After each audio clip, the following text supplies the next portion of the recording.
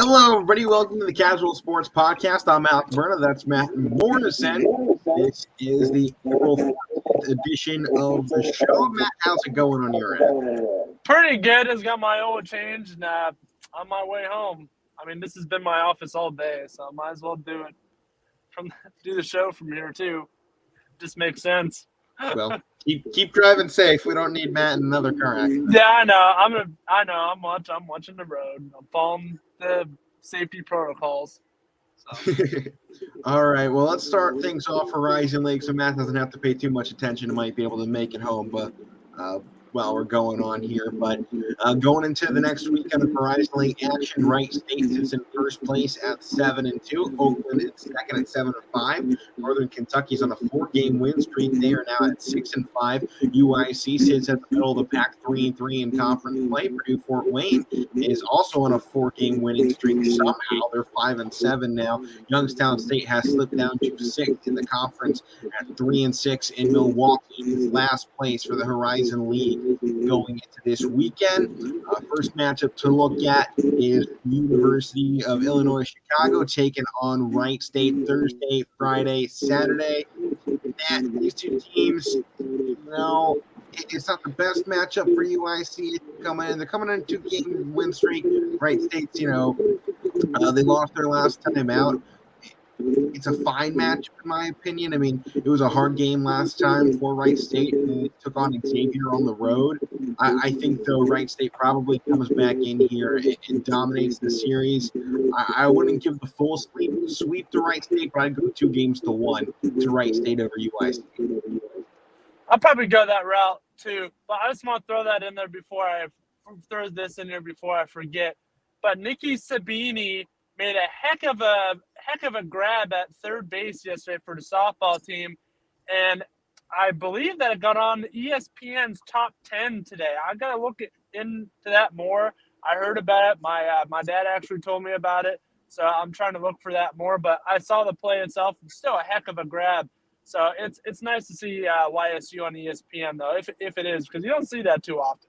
I mean, last time anyone from YSU would have been our quarterback a couple years ago. Yeah. Nathan Mays. Yeah, when he came out for the knee. Yeah, Nate Mays. Yeah, when he came out for the knee. So yeah, I mean, that was the last time we were on it. Next one, probably the best case scenario for Youngstown State. We got Milwaukee. Both teams kind of slumping right now. YSU on a 7-game losing streak. Milwaukee in a 4-game skid at the moment. We got Milwaukee coming off a loss 2-16 against Iowa. They got swept by Purdue Fort Wayne.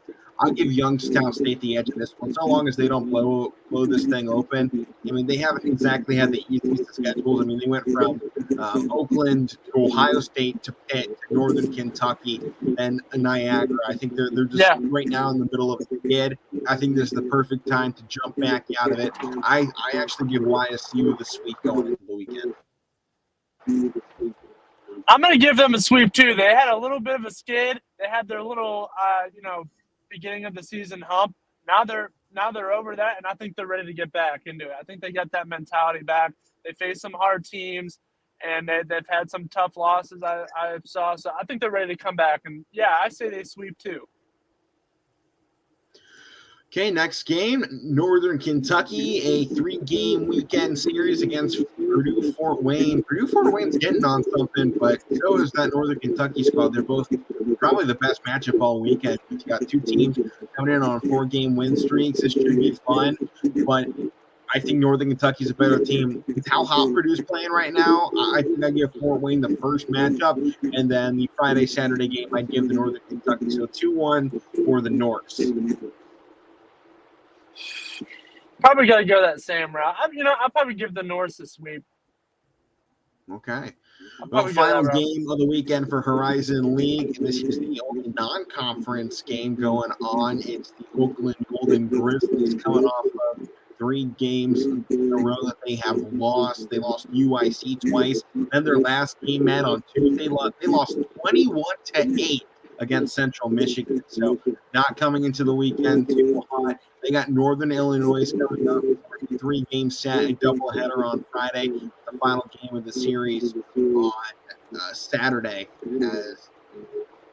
Pardon me, I'm trying to load up get stuff to load here. Northern Illinois coming into this one, 6-25 overall. They're not doing very well. I think it's a good chance for the Grizzlies to get back a couple of games here, get a chance to go above 500. I'd go 2-1. Oakland takes it over Northern Illinois. I'll probably go that same route too. That sounds pretty good to me. All right. Well, Matt just agreeing the whole way down.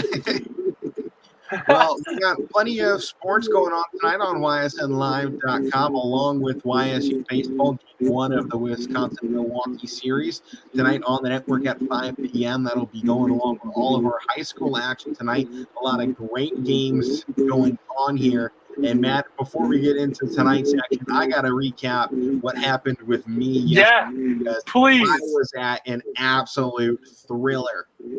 The Holy War at Bob Scene Park lived up to the hype, the excitement, the billing, whatever you want to call it. It was the absolute greatest game I think I've ever seen in calling at the high school level. You know, you don't get too many that are like, wow, I'm going to remember this one for a while, especially at this level. This is one of those games that is going to stick with me for quite some time. So first inning of this, Andrew Carrilla's up on the mound for Ursuline. Kind of struggled out of the gate, couldn't find his rhythm right away. Cardinals jumped on him, got 4 runs going in that first inning, and it looked like this thing was about to get torn open. Cole Littman and Andrew Carrilla then through the next couple of innings. Pitchers go back and forth. Neither one was given. Andrew Carrilla set down Moody 1, 2, 3 in order, all on strikeouts in one inning. We were at a point he had sent down 6 of the last 7 guys on strikeouts. The dude was straight up balling. Cole Littman was his normal self. I mean, future Division I college athlete. He's got tons of talent, and he shows it out there on the mound. Then we get down to the 5th inning. Top half, it looks like Littman's in trouble. Bases, I think he had guys on like first and second, no outs in the 5th inning, and then we get a full count at the it's a 3-1 count to the plate. Cole Littman throws a pitch in there, and the first one runner up on second base thinks that it was ball 4. So he goes to take the advance to third base, but it was called as a strike. So we would now have a full count. Well, he's walking down to third base. Jack Desmond behind the plate realizes it, comes up, throws the ball down to Logan Boyd. The runner goes, he's like completely baffled and like turns around and starts sprinting back to second. They throw it there, and I believe it was who was playing second last night? I don't remember. It was Jack Pepper. He the ball, tags him out. So there's out number 1. And I think there was a fielder's choice on the next one and a strikeout. And Cole Littman gets out of mega danger. And that was like the point. It was like, oh my God, Ursuline was about to make their comeback. He closed the door. Bottom half of the inning comes around. And Cardinal Mooney, they get on top of Carrilla again. And Ursuline forced to pull in a relief pitcher in Danny Smith. Mooney put up 3 runs because Carrilla, I think, let the bases get loaded with like 1 out. So Mooney grabbed on 3 more runs. They're leading 7-0 going into the final 2 innings. I don't think anybody would have predicted what happened next. You go to the top of the 6th inning. Now, I've been told multiple times Cole Littman is good for around 150 pitches. This guy does not get tired on the mound. Well, he got tired last night. I think the first full day of that heat and humidity got to Cole Littman because in that 5th inning or 6th inning, he started getting tired. He was getting a little bit out of his rhythm, and he was walking a few guys, and Ursuline jumped on him. Ursuline got a couple runs in there, and Mooney goes ahead, takes Littman out of the game after 5 2/3 innings, brings in one of their other starting pitchers in Jay Campbell, who was 1-0 in his season so far coming into this game. And they put this guy in, I think, 2-3 runs had come across the score in that top half of the inning. It was like, all right, they brought in their next best pitcher. It's probably going to close it out. And throws 1 pitch. This thing's popped up in a right field. It's caught. That's out number 3. Mooney comes back around. They get guys out in scoring position, leave them stranded on the corners with, I think, 2 outs, or with 3 outs, obviously, in that bottom half of the 6th inning. Then you go to the top of the 7th. Jay Campbell couldn't buy a strike.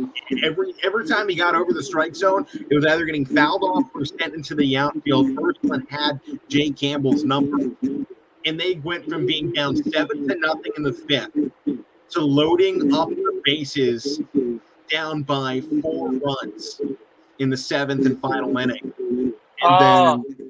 And then a big shot to the outfield, not a home run, but it gets down. 3 runs come in to score in a double. Ball game is now 7-6. Mooney's still in control, but there were no outs in the inning. So guys standing out there on second. And then another big hit to the outfield brings that runner around. First puts up 5 runs in the 7th inning to take down Cardinal Mooney 8-7. And that was before Cardinal Mooney then got another chance. Logan Boyd gets all the way up to third with 2 outs, and then a pop fly into the right side out of play territory. Ends the ball game. Ursuline takes round one of the goalie war. And I was just there like, oh my God, no, there's no way this is happening. This is crazy. Unbelievable. It was the most exciting 2 innings of baseball I have ever called. It sounded like it. I want to point out there that I know that for sure Cole Littman is definitely a product of Brookfield, Ohio. Yes, both starting pitchers in this game are from Hartford. Yeah, because the Carrillos are huge around Brookfield. So that's pretty phenomenal. That you got 2 guys coming out of Brookfield playing. Man, I think there was more than just those 2 because I know Bronson Ferenchak is from the Hartford Brookfield area. I think Jeff Brenner is from that region as well too. Yeah. Just imagine, man, if Brookfield had these players. Right? If Brookfield had Carrillo, Ferenchak, Littman, Brenner. Or Badger. Even Badger. If you put Cole Littman on Badger, I'm like, all right. So that would definitely be quite the team to go watch. But now they're separated between Mooney and Ursuline. Yeah. But no, the home war lived up to the hype. I think one thing about it, I think it backs up what I've been saying about Cardinal Mooney this whole season is they have great starting pitching. Pitching has been kind of their Achilles heel, and I think they are that good of a team. They stuck it to Ursuline, who was in the power rankings this week as the number 2 team. And I think the fact that this was a 1-run ball game that Mooney should have won. This game should not have gotten out of hand like it did. Ursuline just clicked it at the right time, and Mooney fell off at the wrong time as well. So it was a perfect storm that happened to culminate in 8 runs in 2 innings for Ursuline. But I think this backs up the fact that Mooney is a top 10 team. They just stuck it to Ursuline through 6 innings. They held the lead, and I think to that point, I think that means that we should look at Mooney in a different light. I think you kind of have to take their schedule with a grain of salt. I mean, look at their losses right now on the season. Okay, Triway, 25 in Division 2. Austin Town Fitch, top 25 in Division 1. Now Ursuline, top 25 in Division 3. Not to mention they still have a win over Waynedale, who was top 25 in Division 3. We're looking at 4 different opponents that are all top 25 in their respective divisions right now for Cardinal Mooney. And, I don't want to take away from what Ursuline did because that was freaking phenomenal. But I think you also have to at least give a little bit of credit to what Mooney has done so far in this season. It kind of reminds me of where they were in the basketball season, right? They put up this massively difficult schedule, and they look completely average going into the playoffs, and they're the team that makes it down to the regional final. I think out of our top 10 teams, this is your dark horse team yet again. Cardinal Mooney, they just put together these schedules that make you look terrible. And once you get down there and you take on some more of, the mediocre teams out there and stop facing off against the top 25 teams in their divisions, you're going to see this Cardinal Mooney baseball team really take that next step, I think. We're going to get to the mid part of the season, and Cardinal Mooney's going to come alive. Yeah, I truly believe that as well. But I just pulled in. I'm going to shut my camera off here. I'll still continue on voice, though. All right, no problem. Well, other games going on tonight. Ursuline back in action. They have had a busy week, making 4 straight games now as they took down Garfield. Actually, I don't think 4. And then they had Cardinal Mooney in action last night. And now you have, that was Champion, who they're taking on tonight. Ursuline still had a very difficult game. They're 4th straight. They lost to Lakeview, lost to Columbiana, got it back against Mooney. Now they got Champion going on tonight in a massive ball game because Champion's coming in at 6-1. They look amazing. They've had multiple wins against Brookfield, Harding, and Newton Falls, in which they split the series 1-1. Champion right now is being talked about a lot as the MVAC underdog story this season, and I do kind of agree with that. Matt, I'm going to mute your mic since you got a lot of background noise going on over there.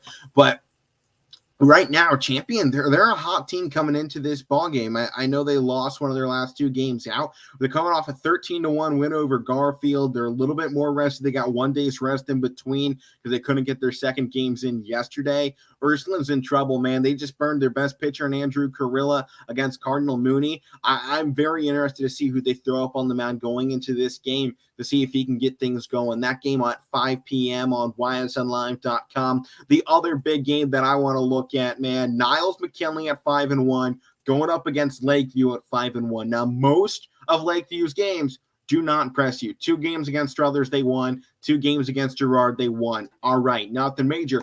But then you go on to the 11th. They upset Ursuline 5-3. Then they lose by just 1 run to Austintown Fitch last night. A team, as just previously mentioned, top 25 in Division I baseball. That is a huge mark for this Lakeview team. And I know personally, when we go to do these rankings here this weekend, Lakeview is a team that I am going to have in my top 10, so long as they can not get embarrassed here tonight. In their big game against Niles. I think that's the one thing holding them back. Niles, they have an all right schedule. Wins over Girard, Edgewood, Harding, and Hubbard. Nothing major. The Hubbard win is a good one. The South Range lost 9-2, though, does hurt the confidence I have in this squad because they haven't had a massively difficult schedule with that one standout game. I like the Hubbard win, but that's about it from what I've had on their season. In Lakeview right now, 5-1 to start, a one-run loss to one of the top teams in the state of Ohio. I'm fine with that. They're currently ranked 23rd in Division II baseball. Right now, you got a great setup going into tonight for this Lakeview team to potentially get a massive win or an even bigger upset on the side of Niles. And then I'll go ahead and preview the game I got for tonight. I got 2-1 Jackson Milton taking on the 0-1 McDonald. Neither team has had any luck getting in games. They're at Bobseen Park tonight, 7 p.m. They're going to be following, I believe it's that champion Ursuline game at Scene Park tonight. So, they'll probably be facing a really big game after that to try and live up to the hype from the previous matchup. But the one game for McDonald on the season was against this Jackson Milton squad that was back in McDonald. Jackson Milton came up 5-2 with the win. Other than that, though, these teams really haven't had anything going. Just the other game for Jackson Milton, a 14-3 win over Lowellville and a 17-6 loss versus Crestview. So I think we're still in a big feeling out process for both of these teams to figure out what they're going to be this season. But I think it'll be an interesting game tonight under the lights at Bobseen. We're looking at beautiful sky, clear skies, no rain for the rest of the night. The only thing potentially is around 50-degree weather, so it might be a little chillier than I think either one of these groups are really going to like. So that being said, a lot of great games. Check it out on YSNlive.com tonight, and hopefully we get everything in and fields are good to go here. Well, let's go ahead and move on past the YSN baseball. Matt, can I bring you back on here? Matt, you back there? Yes. All right. Any other thoughts on the high school baseball before we move on out of it? No, just I heard you talking about Lakeview for a little bit. Yeah, Lakeview looks like they have a heck of a team, so it's that's just right up the street. So it's good to see somebody like that doing pretty good. But hopefully, I can get more games. Both my games were canceled. Yesterday was canceled, and today was canceled from yesterday. Everybody's predicting that rain, and it's not raining; it's sunshine. Oh well. Matt, you got muddy fields. You can't play on them. I guess. Well, let's go ahead and jump into Major League Baseball here as I accidentally deleted my banner. That's wonderful. But let's just go ahead and talk about Major League Baseball. So currently the Athletics in the top of the fourth lead the Tampa Bay Rays 5-1, Matt. They are closing the door here in the early stages. But as I saw last night, no lead is safe. I don't know if you saw a clip I sent in the group chat, but, man, the Rays in the outfield are just bad. They were kicking the ball around and stuff. Man, that just might be our special award this week. I have a couple in mind, but come on, man. Oh, man, I won't be able to say it on tomorrow's show. I'm not going to be there. Oh, yeah. Oh, yeah. It might be the first time I'll miss that award. Oh, man. Oh, I'll have to do it. I have your recording. So I was going to say, you have the audio recording of it, I believe. Yeah. Yeah, I still do. So all right. Well, no, I mean Tampa Bay right now, technically first place in the AL East, obviously still super early. Oakland with a win here could propel themselves up into that first place. If you see the Astros go down tonight, they could potentially get that tie. Although Astros, they're not in action tonight, are they? No, they're not. I think they play tomorrow. yeah, I believe so. Yeah, Cleveland is off tonight too. Okay, yeah. Baseball schedule is weird sometimes because you go, we have teams every day, and then you don't see a team playing for 3 days, and you're like, this is weird. Not like we've had any of that just yet, but crazy baseball so far. But man, I think Athletics are going to have those ups and downs throughout this season. We look at the differential right now of +9, 36 runs to 27. I know it's early, but I think that's a good indicator of how a team does here in the early stages of the season. And I like what I'm seeing out of Oakland. Yeah, the Angels are technically placed above them right now in the AL West, but their differential's at -5. And, I'm not impressed with that Angels squad at the moment. I would take, honestly, in a 7-game series, I would take Oakland in 5 over the Angels right now. Yeah, me too. I think that 3 seed right there is a lot better. And, you look at the bottom part of that AL West to Seattle and Texas. I would take Texas over Seattle in a 7-game series. I think that would go 6 games, but I would give it to Texas in that matchup if that was to ever happen, obviously. Not doing that. But the Mariners in action right now against the team I had ranked going into the week as the number 1 team in baseball, the Chicago White Sox. Matt, they spent the money. It's paying off for them. 4-1 at the moment. They've scored 28 runs, allowed just 14, which might be the more impressive stat. At the moment, that is tied for the lowest mark in all of baseball through our first week of play. So that's huge to see for Chicago. I think they still need to get those runs up a little bit. I mean, when you got Cleveland's explosive offense behind you, I think you do have to just continue to maintain. I mean, if Chicago maintains a 2-to-1 ratio the rest of the season, they're going to be sitting just fine atop this AL Central standings. But, I mean, if you see Cleveland continue just to put up I hope they do, man. Of runs, it's going to be a really fun season. And keep in mind, they've done this all on the road so far. In 6 games on the road, they put up 45 runs. Let's freaking go. I'm loving it right now. Listen, the fact that they are hitting and, they're playing really good just kind of takes away from the whole name change. And I'm like, wow, they're playing really good. Like, I don't even care anymore. Care anymore about the name. They're playing good. I'm like, good. It's Cleveland. Man, that's exactly what we were saying preseason, right? It was like, you know what? Cleveland has a chance right now. Put together a team, make people forget about this. Put that good team out there, and people are going to forget about it. I mean, that's kind of what happened with Washington when they went away from the Redskins and became the football team. That first season, they were making some noise the whole way down. People were excited to see them. Yeah. I'm excited. Really, we're dangerous, man. And if now we keep hitting like this, the same thing. Yeah. If we keep hitting like this, I mean, we're playoffs. I mean, it's there. We just got to keep hitting like this. Stephen Kwan did go. Got to hold up. Pitching has to hold up. That sometimes comes back to haunt the tribe or the Guardians. Yeah. The guards. I don't like that as much. It doesn't work. Neither do I. From the Guardians. They need to find another nickname because the tribe worked so well. It was such a great nickname for the Indians because the two worked together. Now I think we got to figure out what to say for the Guardians because the guards. What is this? The longest yard? No. I mean, yeah, right. That's what I was thinking. Like, the guards. I mean, it just sounds like guards versus convicts in the longest yard. That's what it sounds like to me. If that's the nickname they're going with, I can't get behind that one. At least not at the moment. I'm gonna need to hear it in some context or something because just saying, "Oh, the guards, go guards." What? It just sounds dumb. I'm sorry, it sounds dumb. I just keep on thinking of Chris Rock. He's like, who we gonna kiss? The guards. He's like, oh, gotcha. That movie, that's a funny movie. But I mean, the guards, it's just not catchy. I don't know. It's definitely not as catchy. The Guardians it's fine. The guards is not. That's where I'm drawing the line. The Guardians. Let's get a better Let's get a better secondary nickname. Yeah. You can literally call them anyone else. You can call them, skid marks for all I care. Just please not the guards. The traffic guardians. I don't know. We can be the coneheads, Yeah. The real guardians of traffic are those barrels on the side of our road. That's the state's mascot at this point anyways. Yeah. Forget Buckeyes. It's just traffic cones. It is. They're on every street corner this time of year. I just saw him on the way home. So I'm sure you did. You drove like 30 minutes. You probably passed about 1,000 of them. probably, yeah. Something like that.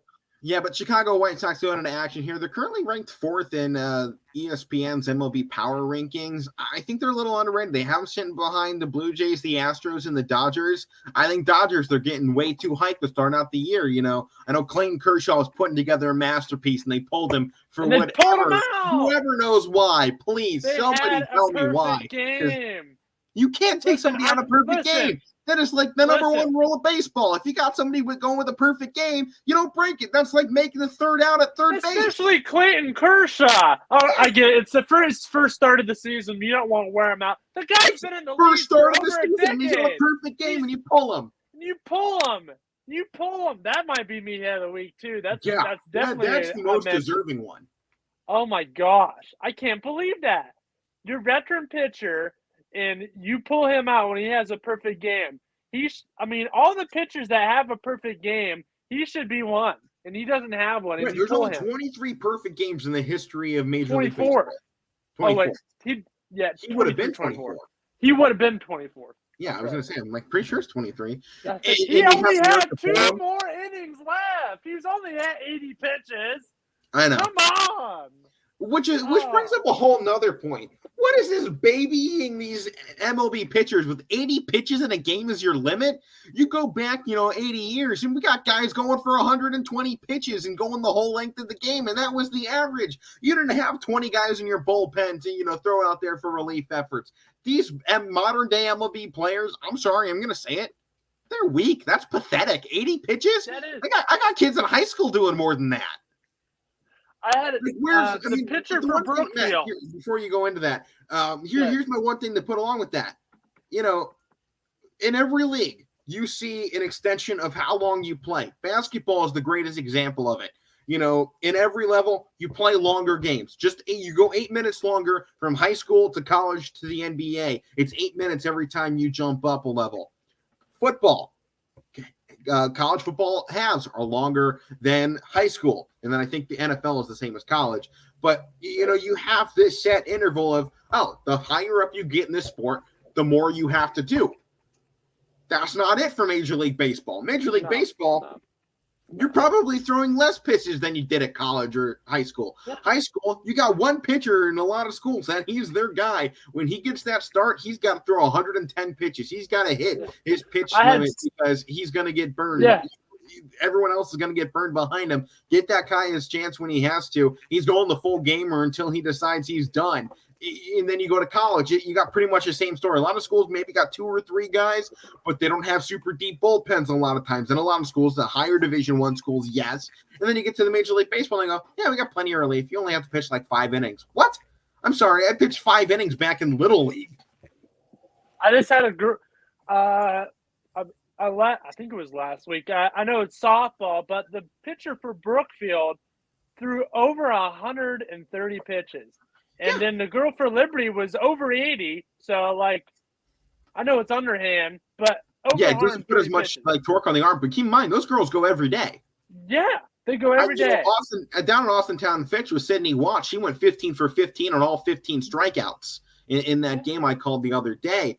And in that, in just 8th game of the season, she's already at 100 strikeouts. She's over 100 strikeouts in the first week, or first 2 weeks of the season.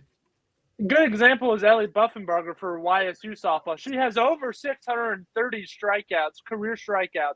She doesn't get those by playing 5 innings. Oh, I'm done. She pitches every day, pretty much too. There's 2 games every day, and she's pitching one of them. So, that's just unbelievable. It's not Kershaw's fault. It's not on Kershaw. It's the managers, the coaches. It's Roberts. Come on. Yeah, I mean, for perspective of that mark, by the way, of having over 100 strikeouts in a season, the most Clayton Kershaw has ever had in one season is 301, which he did back in the 2015 season when he had a whip of just .88. I mean, he was phenomenal that season, one of his better ones out of them all. But you know, there are a lot of times he's right around 100, in between 100 and 200 strikeouts. And that's what you see how a softball that quick. And I don't know. I'm bothered by the fact that they pulled him after 7 innings. That's just, yeah, it's breaking one of the cardinal rules of baseball. There are only so many written rules of baseball on, you know, so many unwritten rules, I'll say. But pulling somebody in a perfect game might be the biggest no-no in all of baseball. I know. And you look at a player like Clayton Kershaw, who I think should have more World Series rings. He only has one, but they were in like 2 more and they lost him. I think he should have a couple more rings. And if you add that on his resume, you can arguably say he was one of the best ever. Yeah. Arguably top 10 at least. So, by the way, happy birthday to Pete Rose from Cincinnati. Oh yeah, that's right. Then tomorrow, April 15th, is Jackie Robinson Day in Major League Baseball. Sucks I'm going to miss it. He's like my favorite player. I mean, considering, you know, I got the Jackie Robinson bat. Yeah. They had the other day they had Pirate shirts with the 42 on the back. So I'm like, oh yeah, it's coming up. So that's cool. But, just got to throw that reminder up. Oh wait, that's tomorrow. Yeah. So on opening day in Cleveland, it's Jackie Robinson Day. You're going to have 42s. Oh my gosh, I almost bought tickets. Like, come on.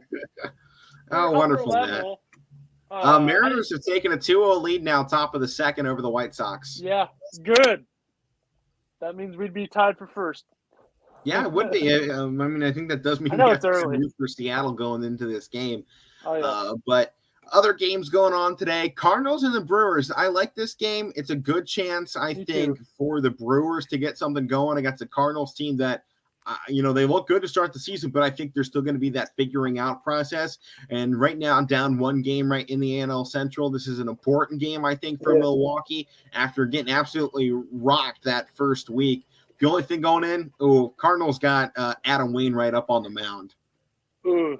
And Milwaukee has Brandon Woodruff, who, by the way, at the moment on the season is carrying an ERA of 17. He's 0-1 with 2 strikeouts. Adam Wainwright has 6 strikeouts, 1-0, an ERA of 0. So I'm going to go Cardinals winning today's game. Yeah. There you go, Cardinals. I think that's a pretty safe assumption. I see that right here. Oh, my gosh. That's right here. I'm looking at it. Yeah. 17.18. That's horrible. I'm going to let you viewers in on a secret if you don't know already. That's bad. It's bad if you're over 5. Like, even 4 is bad. Over 5 is pushing it. I mean, early in the season, I know they can get a little inflated. But 17. But 17.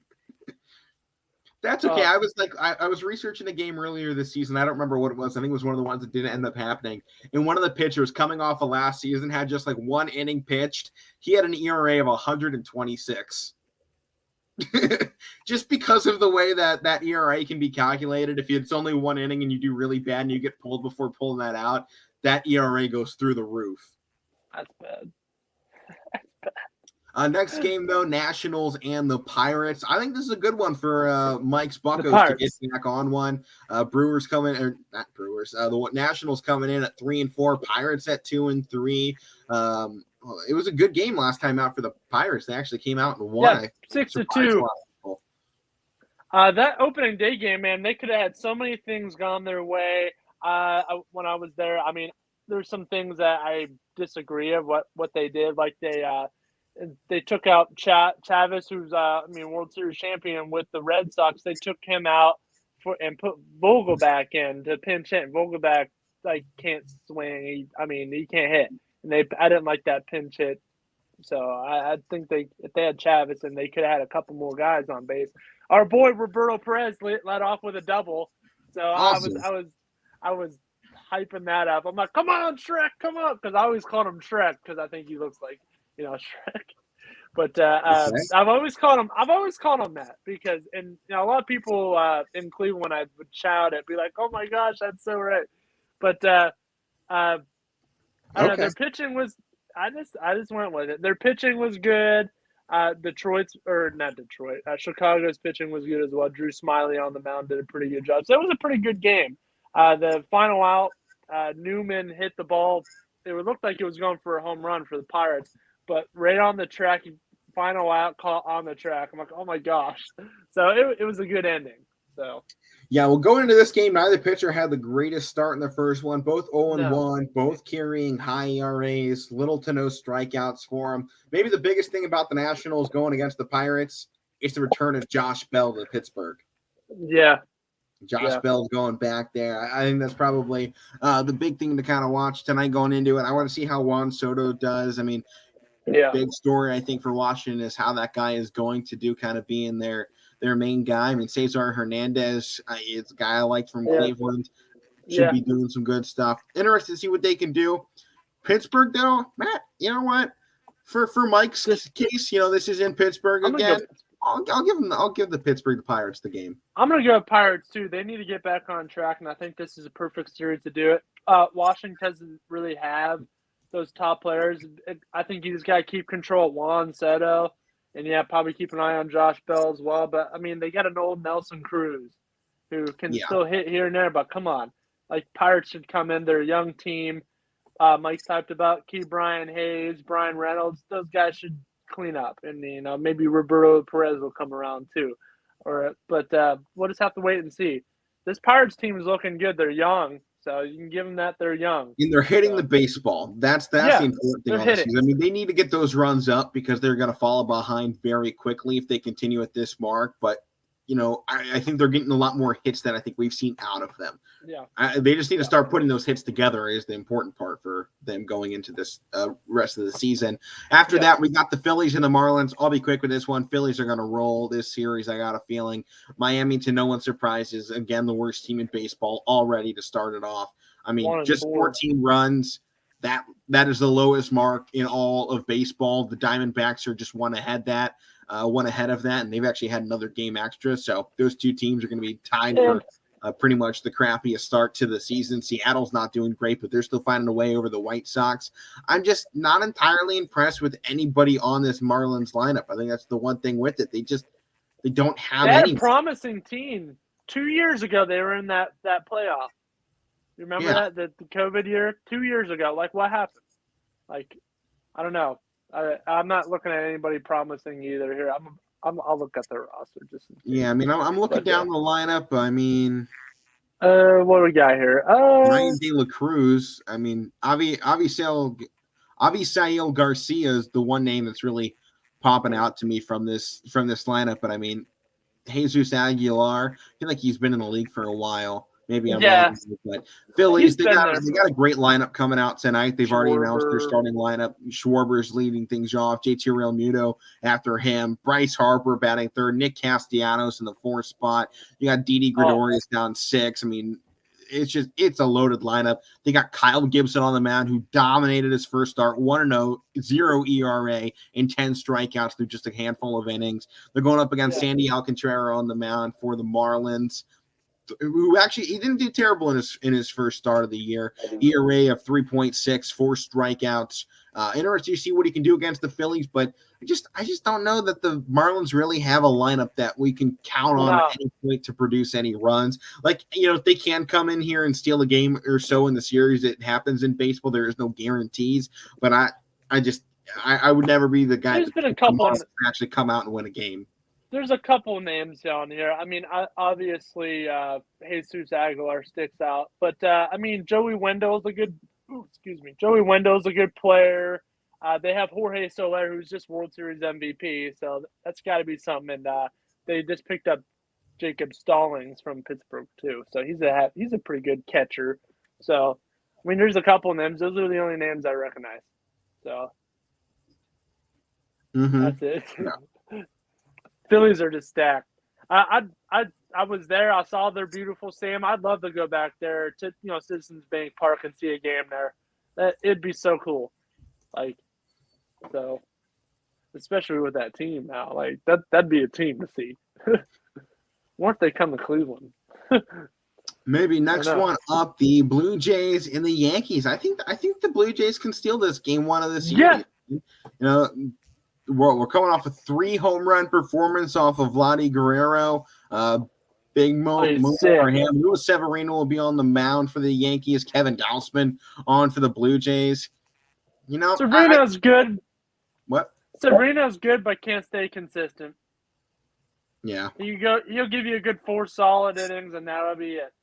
And then you got He's got 5 strikeouts and an ERA of 6 right now. I know still super early, so those are all inflated. Yeah. They will come down here in the next week or two, once they get some more starts under their belts. But righty on righty tonight, man, it's so hard to pick against that New York lineup already, man. They got a lot of big swingers, but Toronto, big whiffers too. Started nice, man. Yeah, they get some big whiffers too. They strike out. Home run hitters strike out more than they hit home runs. Yeah, but the Toronto bullpen's allowed a lot of runs already, man. They're at 31 runs allowed, which is up there at one of the highest marks in baseball so far. They're in that top 10, I believe. If they add in a couple more solid pitchers, or if they bring them up through the farm system, they're going to be a team. Like, they have their offense and their outfielders and their infielders. But if they get a couple more guys in that bullpen, they're set. They are set. I bet you right now, if they get sign a veteran pitcher maybe and have some two guys come up that are really good in their farm system, there'll be a World Series team back in Toronto. There will be. At least I'd be fine with that. Contender, I think. Maybe not World Series. That's a big stretch, but I would definitely say maybe like a couple years or so, maybe. Definitely playoffs right now. Like, I have them possibly winning this division. Boston's down. Boston hasn't been playing very well. Yankees are here and there, but Toronto's is great.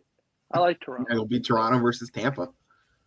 Yeah, Toronto versus Tampa. That's what's going to come down to. So, Matt, you're taking Toronto in this game? Oh yeah. I'll go the other way. I'll take the Yankees to take game 1 of the series. Okay. Next one up, the Angels taking on the Texas Rangers. Now, Rangers is a team I like, but Shohei Ohtani's up on the mound for the Angels tonight. Give me the Angels. I hope they do something. Listen, I think they're overrated, but I really hope they do something because I love Mike Trout. Mike Trout's a baseball god, and he hasn't been in the playoffs. And I'm just like, come on, guys. Come on. Give him a good team. You have Ohtani now. I was thinking of some nicknames for him. That I was thinking like two-way Shohei or something like that because he's a pitcher and a batter, something like that. But he's a heck of a player as well. They have a veteran Anthony Rendon on there. I mean, hopefully they can do something. I like their manager, Joe Madden, won a series with the Cubs. So I don't know. They got the pieces. They just got to put it together. Yeah, definitely. Kansas City taking on the Detroit Tigers is the next game up. 8:00 game tonight out there in Kansas City, Missouri. Zach Greinke up on the mound for the Royals. He's got an ERA of just 1.59 so far, but just 1 strikeout to his credit. Casey Mize up on the mound for Detroit. 0-1, ERA of 7.2, 2 strikeouts for him. Starting lineup has been announced for the Kansas City Royals, not for the Tigers, though. Whit Merrifield will lead things off. Bobby Witt Jr. behind him. Andrew Benintendi, Salvador Perez, Carlos Santana, Hunter Dozier, Alabito Mondesi, Michael Taylor, and Nicky Lopez. Nicky Lopez is a heck of an infielder.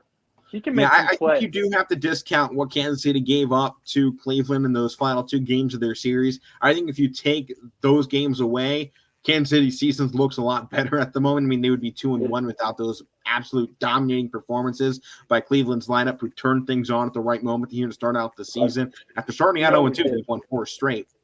Yep. But Detroit, I don't think they really have that same ability to discount because I think Kansas City's a much better team than Detroit. You look at the numbers right now and you pretty much look and say, oh, these 2 teams are about neck and neck.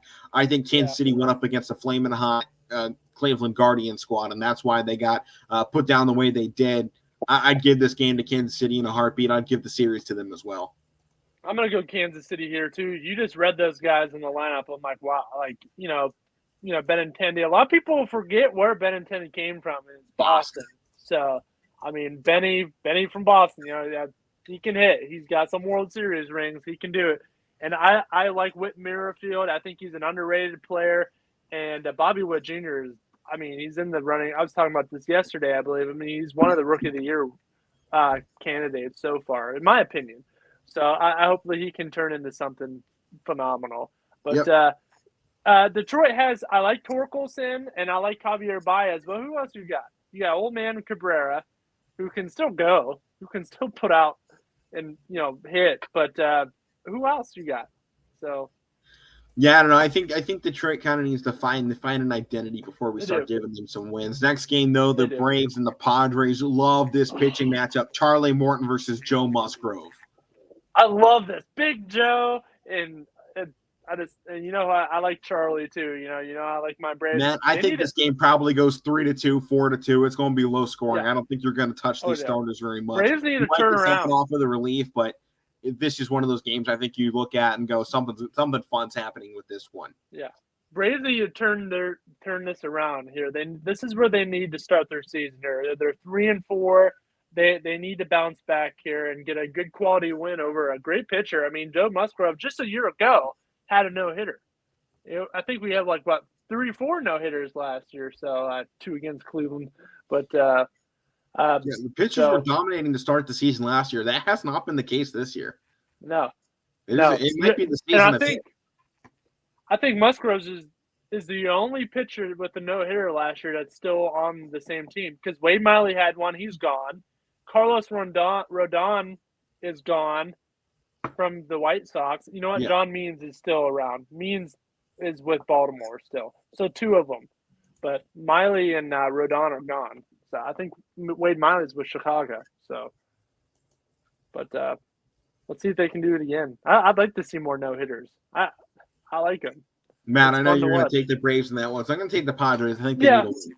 They lost their last 2. I think they can jump back in the win. Braves need to win too. Yeah, they lost my next jersey. I'm thinking my next jersey should be good old Ozzy Albies. Man, he's sick. He's a Guardians jersey, Matt. I'm gonna get I don't know. Traitor. No, I'm not a traitor. I just won't get the one that says Guardians. I'll get the one that says Cleveland on it. But that's I like those. I like the Cleveland ones better anyway. I was thinking. Oh, me too. I was thinking like a Stephen Kwan jersey or something like that. Somebody that's young. I don't think they've put his jerseys out yet. You can't buy a Stephen Kwan. Oh man. Next game up though, Cubs at the Rockies. Kyle Freeland on the mound for the Rockies. Justin Steele on the mound for the Cubs. Based on pitching matchups here, I'm actually going to give the Cubbies this game over the Rockies. I like what Colorado's done so far. 4-1. They're off to a phenomenal start. I think they're a fantastic team. They're looking like it here early on.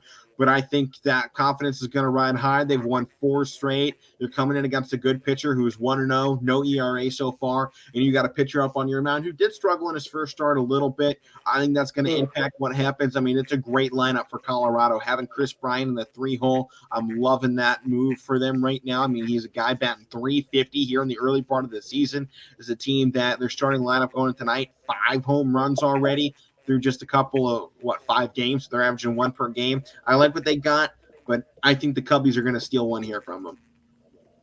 I'm gonna go to the Rockies here. I like Chris Bryant. A lot of people forget about Charlie Blackmon is still on this team. He's still a very competitive baseball player.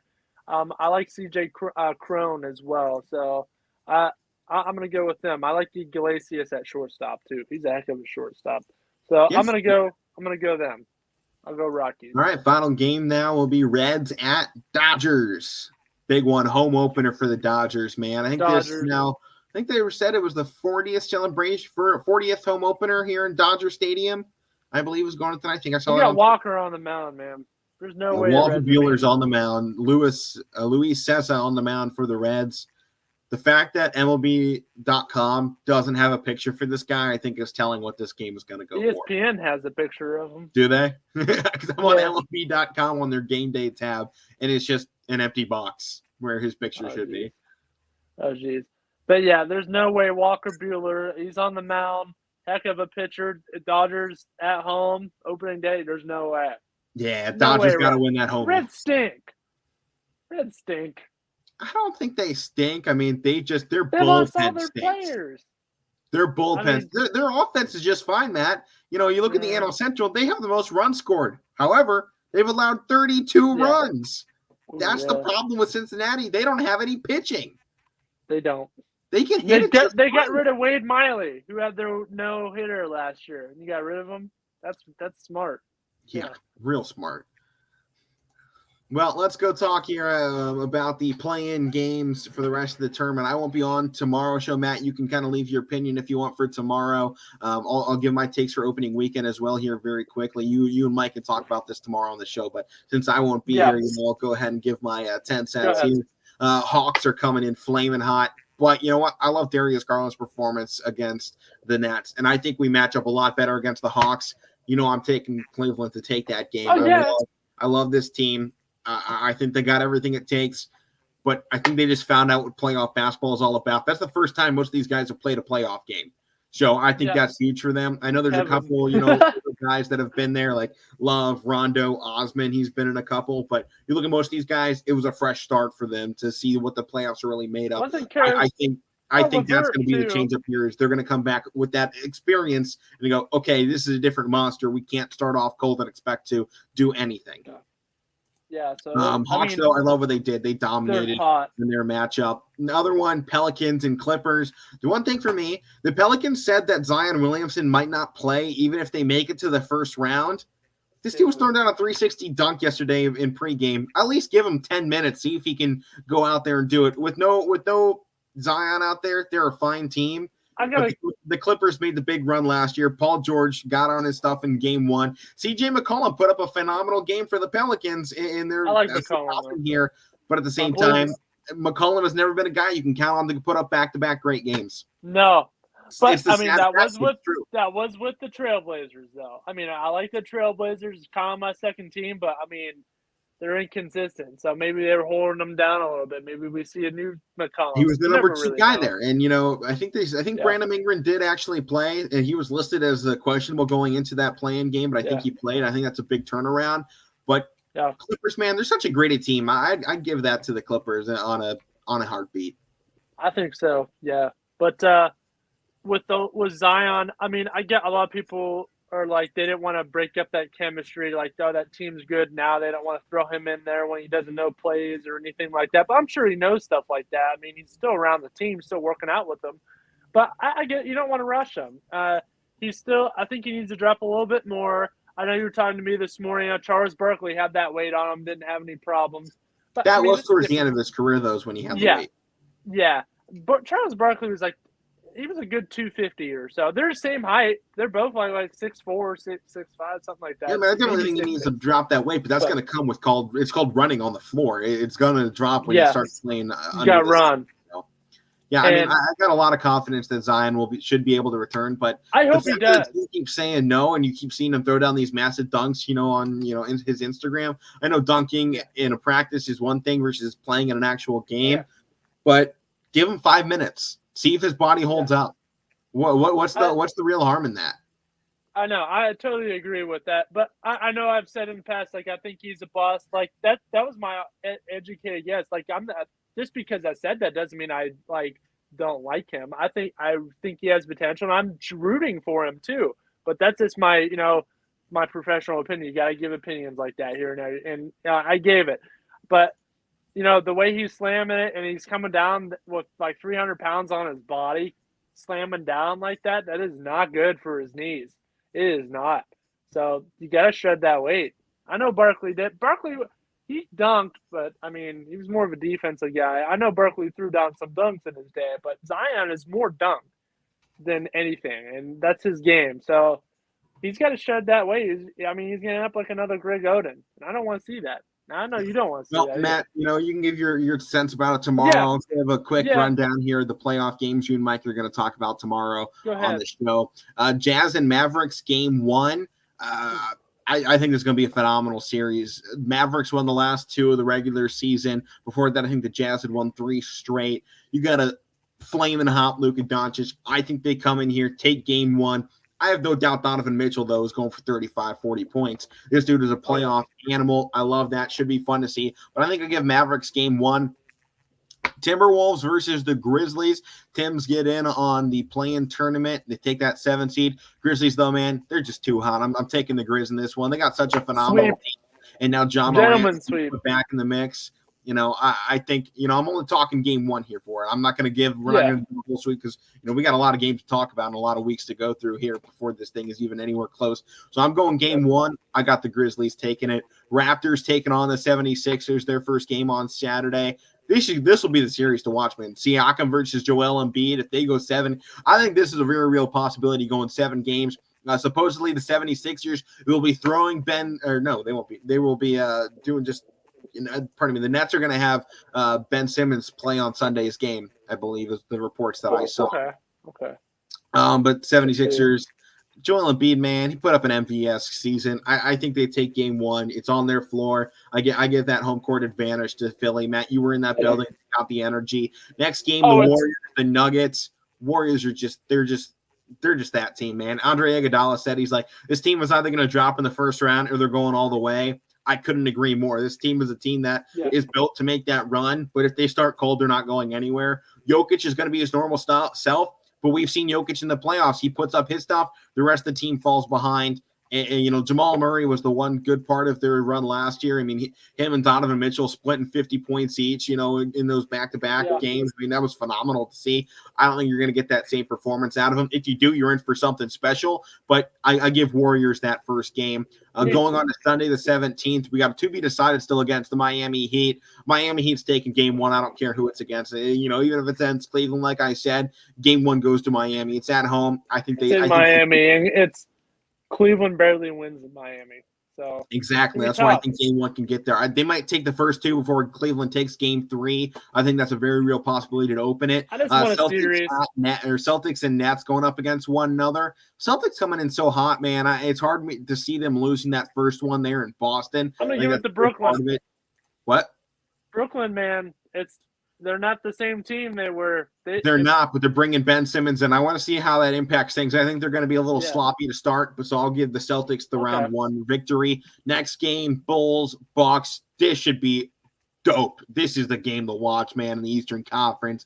Bulls and Bucks, I love it, but I love Milwaukee. I'm going to give this one to the Bucks. Home court, we've seen how electric Milwaukee gets for it. Next one will be Suns taking on, either one of those 2 teams I just mentioned earlier in I'm an idiot now. Pelicans or Clippers. I give that Suns a first round win. I think Suns probably sweep. I don't think it matters who they go up against. I think they probably sweep.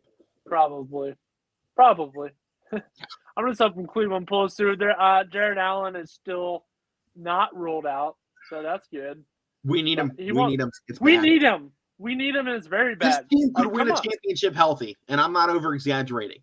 If we have Sexton, Rubio, and Jared Allen back in this lineup, they could get there. I won't say win it, but they could get there. They could get there. And I think in my opinion, if I say a team's got a chance to get there, they can win it. So bring it back. Cleveland could win a title if healthy. Yeah, I don't think that's an over-exaggeration. Darius Garland has proven himself to be a young star in the league. If you put Sexton next to him, a guy who has also solidified himself as a young star in the lead, with Jared Allen, who, by the way, has solidified himself as a young star in the lead, with Evan Mobley, who, by the way, has solidified himself as a young star in the league. You got 4 guys that all have, at any point in time, could be all-stars. At any point in time, you can have all 4 of them if they all have a good season. That's the real reality of the Cleveland sports vision right now. But that does it here for the Casual Sports Podcast. You can see me tonight at Bob Scene Park for Jackson Milton McDonald at 7 p.m. That'll do it, though. Matt and Mike back on the show tomorrow. I'll see you all next week. We'll see you tomorrow. Casual Sports Podcast. That does it. Power Hour up next.